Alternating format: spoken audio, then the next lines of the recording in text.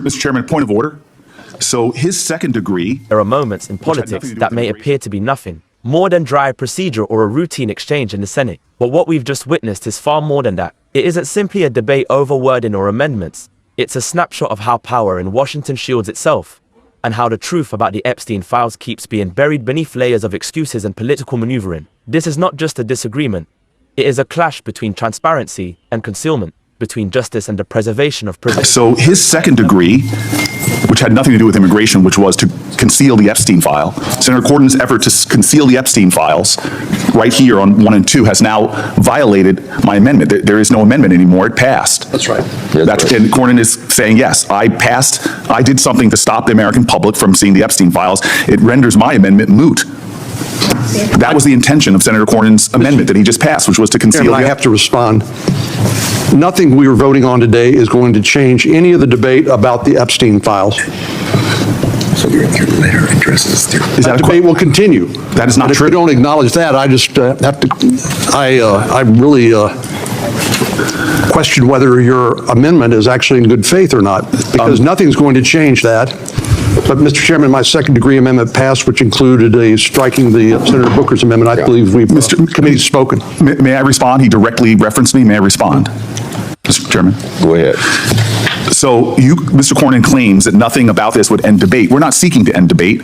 We're seeking to pass legislation out of this committee that would force the disclosure and the transparency and the truth being made public. We had a chance today that Senator Cornyn blocked to make the truth known to the American public. We had the power today, the possibility today, to force out the truth regarding the Epstein files and the lies and the obfuscation that is happening by this administration. What Senator Cornyn did today was to block the truth about what's happening with the Department of Justice and the Epstein file. It is that on its plain truth, no matter how much he wants to try to dodge that truth. Mr. Chairman, I have to respond. Well, quickly, because I will respond quickly. Take your time. What Senator Booker is trying to do is to kill this underlying bipartisan bill that will hopefully save hundreds, maybe thousands of lives because of the opioid crisis. It's already taken tens of thousands of lives in this country over recent years because of the Biden open border policies. So I'm simply trying to preserve this bipartisan legislation, again, that will save lives. The debate that he and I are having over the Epstein files, I doubt will be resolved today based on any amendments either he or I offer. So that's the reason for my amendment, because I want to save lives from the opioid crisis. And I believe his amendment is a distraction from that and actually will jeopardize seeing this bipartisan legislation enacted into law. Mr. Chairman. Mr. Chairman. Thank you, Mr. Chairman, may I respond? No, I'm calling a grant. I thought you were going back and forth, sir. I didn't know that. I'll be real quick. So if Senator Booker's problem is with the bill itself, which it seems to be, I understand that. Hopefully we can work out a way to get money to your state you think does justice for New Jersey. I got that. That makes perfect sense. But the Epstein amendment, present it some other way. It's not going away. What we're trying to do with this bill is really good. And there's no end to this, a way of doing business here. If this is a headline about Cornyn blocks transparency of Epstein, then that would be sad, because he's responding to your amendment that would make the bill, quite frankly, fail. I want to help Senator Booker with your problem, but what you're doing, I don't think is helpful to the bill. I don't think it's helpful to the committee. I don't think it's helpful to your problem. Senator Graham, there's not been a time in my career where you said you want to help me that you didn't. So I'm going to take you up on that, and I'm going to withdraw I'm going to withdraw my amendment. You're a good man, and I will try to deliver with Senator Grassley the best I can.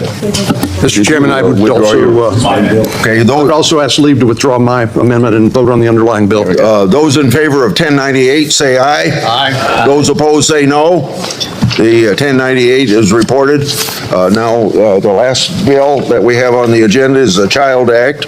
What we just witnessed in that exchange is more than just procedural wrangling in the Senate. It's a microcosm of how power protects itself in Washington, and how the truth about the Epstein files keeps getting buried under layers of excuses and political maneuvering. Senator Cory Booker came into this fight demanding one simple thing: transparency. He called out, point blank, that Senator John Cornyn's amendment was designed to shield, not reveal, the truth about the Epstein files. That matters because these files aren't just documents gathering dust in some Dodge cabinet. They represent possible evidence of one of the most powerful and far-reaching abuse networks in modern history. They're tied to billionaires, politicians, business leaders, and even global figures. Transparency here isn't a partisan talking point. It's about justice and accountability. But instead of confronting that truth, Senator Cornyn pivoted. He claimed that Booker's push for disclosure was a distraction from what he framed as urgent, bipartisan legislation on opioids and border policy. Now, notice the move here. Cornyn didn't actually argue against transparency. He simply reframed the issue, essentially saying, this isn't the time, this isn't the place. That tactic, delay, deflect, distract, is one of the oldest in politics. And Booker was right to push back, because here's the hard truth.